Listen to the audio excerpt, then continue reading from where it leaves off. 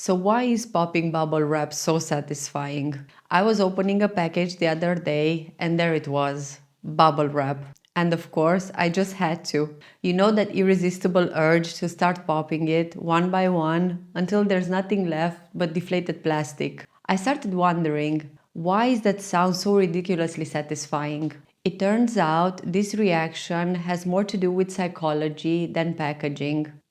When you pop bubble wrap, your brain gets a tiny burst of pleasure chemicals, mainly dopamine, the same kind you get from checking off a task or winning a small game. The sound and the tactile feeling work together like a miniature stress reliever. It gives your brain a sense of control and completion, which is deeply comforting, especially when you are bored or anxious. There's also the sensory feedback loop. The pop is crisp, immediate, and predictable. Your action creates a sound and a feeling that happens exactly when you expect it to. That kind of sensory precision is rare in daily life, and your brain loves it. It's the same reason some people enjoy ASMR videos. The tiny, rhythmic sounds trigger relaxation and even mild euphoria. Scientists studying tactile stress relief found that repetitive actions like squeezing, tapping, or popping stimulate the parasympathetic nervous system,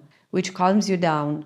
It's your body's way of saying everything's fine. That is why popping bubble wrap can actually lower stress, at least temporarily. And if you think it's just about the sound, no, the texture matters too. The little domes create perfect resistance for your fingertips. Your brain processes the feeling of pleasure, release, and sound all at once, like a perfectly timed micro-symphony of sensory input. Of course, bubble wrap wasn't invented for that purpose. It was created in 1957 by two engineers trying to make texture wallpaper. When that failed, they repurposed it as packaging material. And by the late 60s, IBM used it to ship their computers safely. No one predicted it would also become humanity's favorite cheap therapy tool.